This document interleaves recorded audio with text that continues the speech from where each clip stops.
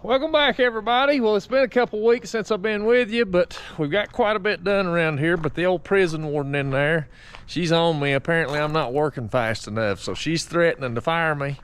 She's been taking applications for a new contractor, so I've told her, Lord, we barely can afford me. Ain't no way we can afford somebody that knows what they're doing. But one thing that's beneficial about living 150 foot away is you can come over here at 9:30 at night and get a little bit of work done. So I figured I'd come over here tonight and work a little bit. Maybe I can get her off my back for a day or two. But I am trying to get everything buttoned up here so we can get some insulation put in this place and get sheetrock here before long. My goal is to be at least getting close to painting sheetrock by the end of the year. So we've got all of our electrical, just got a couple little things to add there, and then we'll have it whooped. We went through this thing half a dozen times trying to think of everything we might need in the future, everything we need now, so we make sure we get plugs put everywhere we want them. Plumbing, I've pretty well got under control. Fireplace, I got to do a little bit more work on it before we're ready. But tonight, I'm going up in the attic, and I've got to tie my vents, or my vent pipes, onto my exhaust fans coming out of the bathrooms. But I won't bore you with that, but I'll see you in the morning. Before I go, I'm just putting this flexible vent pipe in, but I looked for some couplings to join these because a couple of them I'm gonna have to couple together because they're not long enough. But there's wanting about $5 or $6 per coupling, and I said I'm not paying $6 for a little old piece of sheet metal that they've bent in a circle. So I've got some scrap sheet metal laying around here, so I'm just gonna make me some. So all you need is the roll bar of a Kawasaki mule, and you can roll it right around there and we'll make this into a circle. Call me cheap, but I just saved $6. Well, the sun has rose again. Since we got daylight, I'm gonna come outside and do some work. One thing nice about having lights inside, you can do some of that inside stuff when it gets dark, but the day's shorter now. I try to take advantage of the sunlight all I can, but I'll show you what I've got done and what I'm working on. Well, I'll tell you, I'm about tired of pouring concrete, or rather buying concrete, but I've got this formed. I got one more pour, and hopefully I'll have everything done from a concrete standpoint, but I've got to just add one board here and get some more steel and tie this in, but we'll have everything pretty good shape. But this will tie everything in back to the house, and then there's a little bathroom will be in this garage, so that'll get all this concrete in here. I've got a deck drain running around this pool, so water will come off the pool into that, and all this water will go to the deck drain. And then when I built all this earlier, I put this French drain under here and under here, so any water that gets captured back in these little pockets behind the concrete, they got a French drain that goes out, ties into one that comes down that side of the pool, and then it takes and goes off the hill with the gutter water. So I did go ahead and put, since I've got a sub panel here, I went ahead and put an 1¼ inch piece of conduit through, so that'll run out beyond the concrete. I figured it'd be easier to get a wire out there if I went ahead and put that pipe in there versus trying to figure it out later. But this is pretty well ready to go. I'll show you around here on the front what I'm working on. The other half of the pour is on this side of the garage, so I'm going to come out with an apron in front of this garage, and then I will have to run a sidewalk, tie into the porch here, and then catch this walk-in door, and then take it back to the breezeway on this end. So I'm in pretty decent shape on grade here, but on my apron, so we could get in and out, I sort of backfilled that and just spread rock over it so we could get in and out of there. So I'm gonna shoot it with a transit, see how much I need to cut out of this, and then once I get it cut out, we'll get all this formed in here and put some steel in it. We'll be ready for them boys on Tuesday. If you've watched any of my videos in the past, you know I've got a Bosch Transit, and I picked it up at Lowe's a few years ago, but it served me well. But on my receiver for my grade stake, something's happened with the bolt on it. And so anyway, I borrowed my dad's. This is a Spectra Precision. It's an LL300N. And I'd never used one of these, but I can tell you, It's a better transit than the Bosch I've got, which obviously it costs more money. It's just a heavier duty unit, and the receiver that's on the grade stake, it's just more precise. But I've already tried to buy that off my dad, but he told me it ain't for sale. So anyway, I'm gonna shoot this and just check my grade here, then we'll get to digging.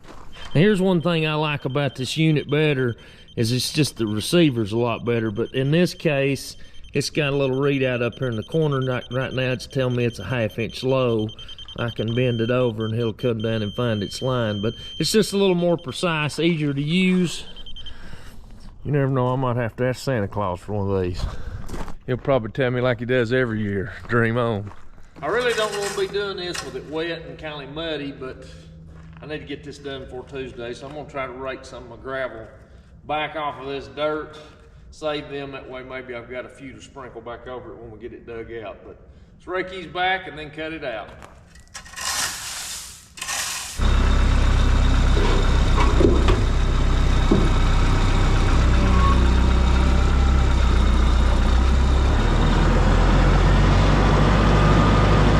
If you've got a front end loader on your tractor and you've got this quick attach system, sometimes when you're hooking up to, whether it be a bucket or pallet forks or whatever it may be, sometimes it's hard. You can't see out here. You can't see this connection. You can't see to line it up.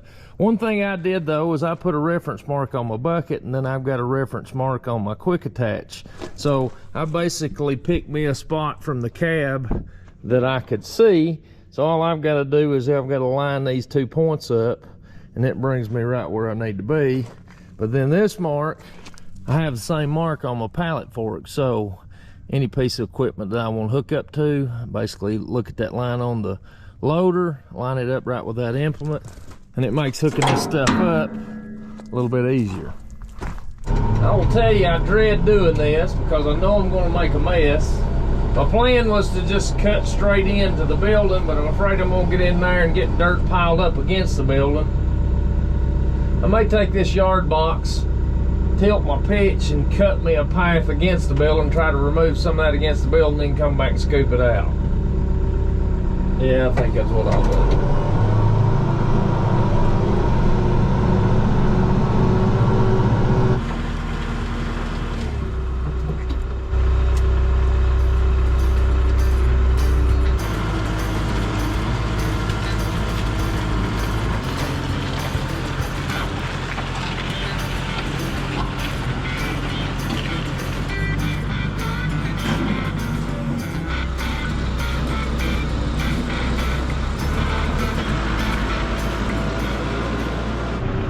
These 3 rippers on the upper side, I'm gonna let them down a notch.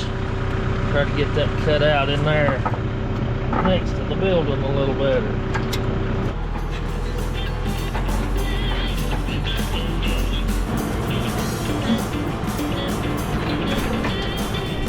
All right, I'll make a few more passes like that, I'll get her cut down.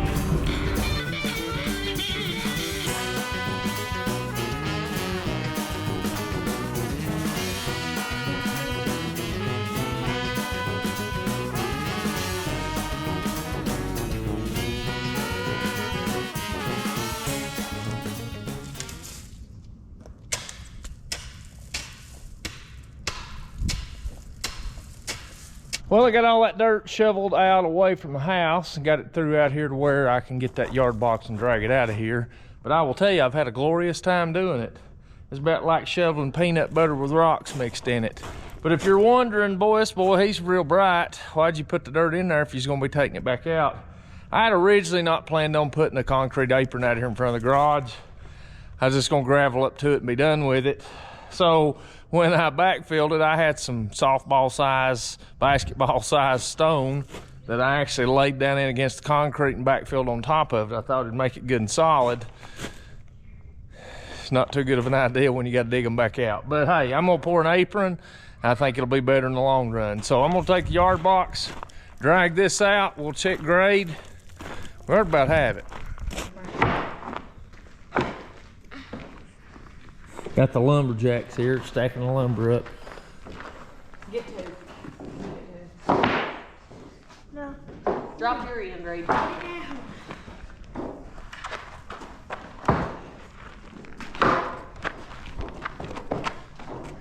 All right, let me show you something, Reed, Palin. When you pick the end of it up, pick that up, Palin. Pick her up. Look, one person drop it first, so watch. Pull your end out past where you can let your end down. It don't mash your fingers, then she can pull it level. Drop her down. Capiche? Kabosh! Let's see if you learned anything.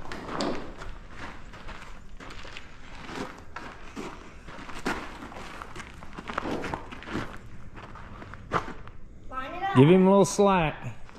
There you go. Drop her down.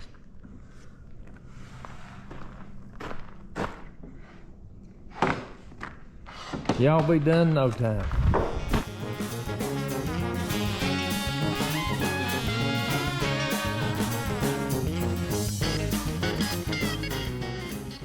All right, I got all this cut out, so we're ready for forms. With my kids, I always tell them to always be thinking. You know, have an idea. Just don't sit back and exist. At least be thinking. You know, your idea may not get used, but at least you're trying. You're just not existing along for the ride.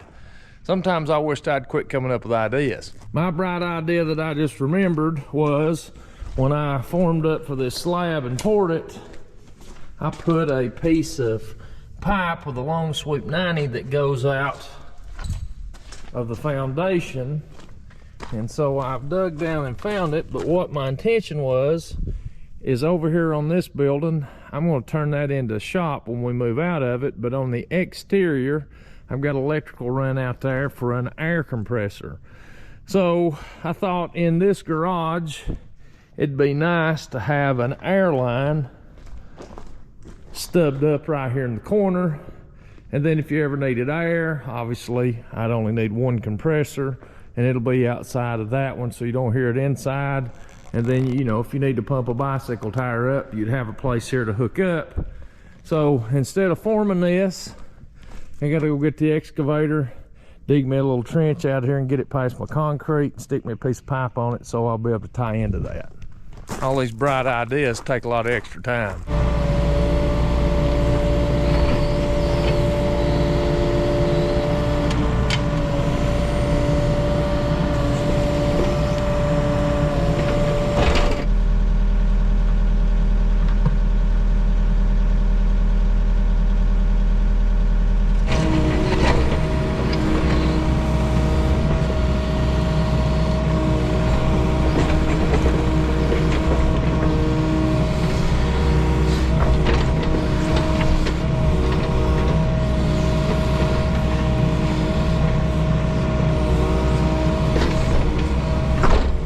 Well, this is not the weather I was hoping for. Took a little lunch break hoping it'd just be a small shower coming through, but I looked at the radar and it looks like it's set in for a while. So I need to get this done, so I'm just gonna get wet. Let's see if we can put some forms up.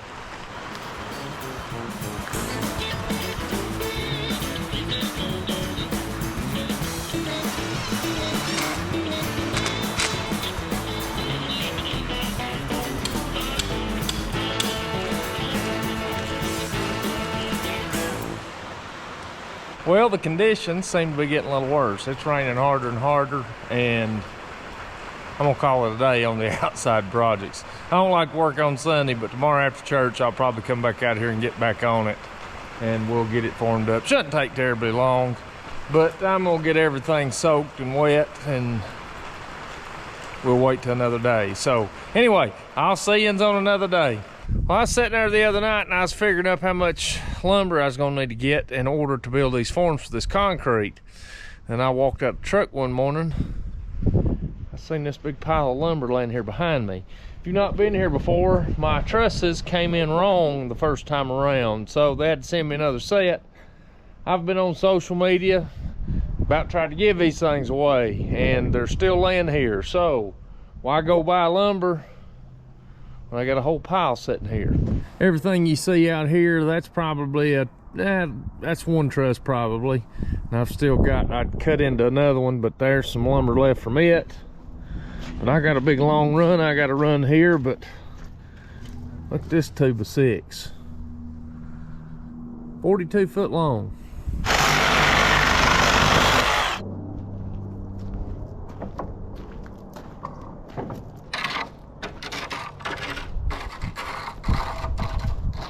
Save $6 on a little sheet metal coupling and 40 foot of 2x6s. We might be able to afford a dishwasher. I'm over here working. Sounds like somebody's shooting at me. Brantley's over here shooting skeet. Brantley, this shot's going on YouTube, so you better make it count. Alright. Or you'll miss in front of the whole world. Oh. Boom, baby. Well, you know, lightning does strike on occasion, don't it, Brantley? Yep. Back to it. I'm gonna drive these stakes in, get it screwed off. We'll tie it into the porch, and then I gotta run my sidewalk back in the breezeway. Well, Kristen's been talking about firing her contractor. Well, I think I'm gonna help her out. I'm gonna turn in my resignation.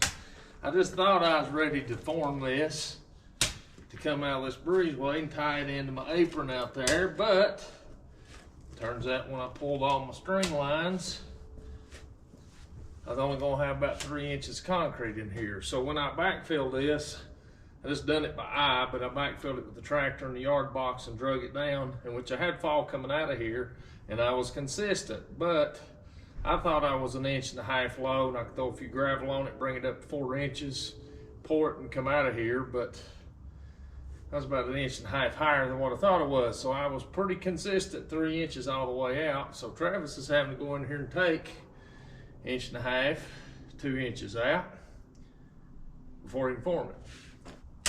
So old Eagle Eye here cost himself a lot of work.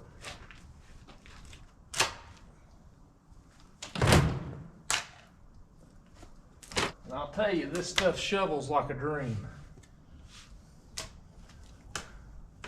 That was a joke.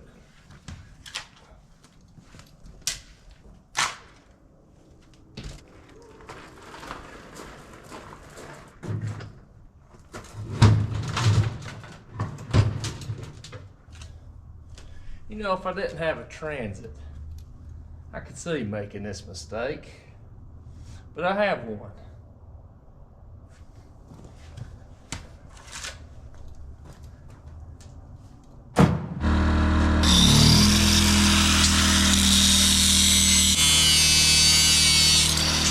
Behind the scenes.